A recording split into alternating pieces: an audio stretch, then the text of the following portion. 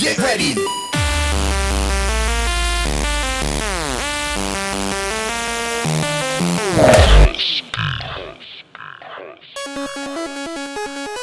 80's Overdrive is a love letter to the sprite scaling arcade racers of the 80s, such as Lotus Turbo Challenge, Rad Racer, and of course the timeless Sega classic Outrun.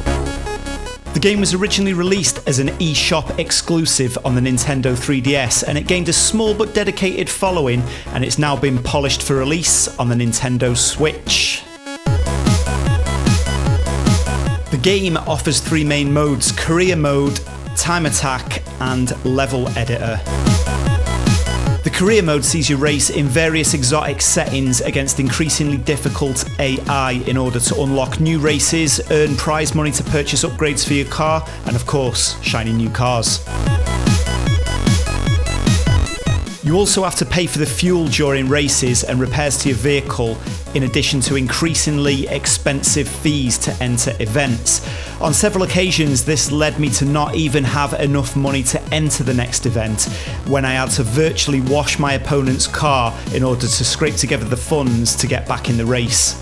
A simple yet fun mechanic to justify better management of your finances.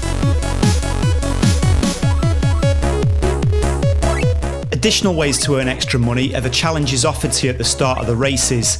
These can range from collecting shady stolen goods scattered across the track to taking out specific opponents Chase HQ style. After completing all the races on the map, a final challenger emerges with a car so fast it's basically impossible to defeat with fair racing. The only way I could find to beat this final challenge was to use all my turbos at the start to get ahead of my opponent and then race defensively for the rest of the course. Took 2 or 3 tries, but it never really felt unfair. Time attack mode is more of a straightforward arcade racing experience where you race against the clock with branching paths at the end of each stage, similar to Outrun, where the challenge is to see how far you can get before the timer runs out. The track editor, pretty simple in nature, allowing you to change various parameters such as the track length, curves, hills, and the game generates you a track based on these values, and it gives you the code for this track as well in case you want to share it with a friend or revisit that track again in the future. I personally love the artistic style and graphics in the game. At first it did seem a little bit jarring that the vehicles didn't have any depth. This was especially noticeable when you're overtaking them. It can look like you're overtaking a cardboard cutout of a car. But I think overall, combined with the pixel art and the vibrant 80s palette, I think this adds to the charm of the era that this game was trying to capture. My only real gripe with the game was the lack of analog steering. I understand 80's Overdrive is paying homage to the old 80's home computer racing games which utilised digital steering, but these games themselves were usually ports and clones of arcade races which did feature analog controls.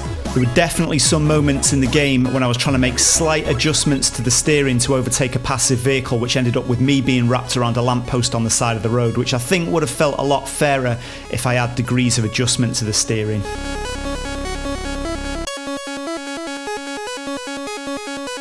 All in all though, I highly recommend 80's Overdrive. It doesn't quite have the same polish as similarly influenced games such as Horizon Chase Turbo, but this is reflected in the price. Outrun is one of my favourite racing games of all time, and I've played 80's Overdrive a lot more than the Sega Ages re-release of Outrun on the Switch, which is similarly priced. So if you're a fan of arcade racers from this era, 80's Overdrive is definitely a game worth checking out.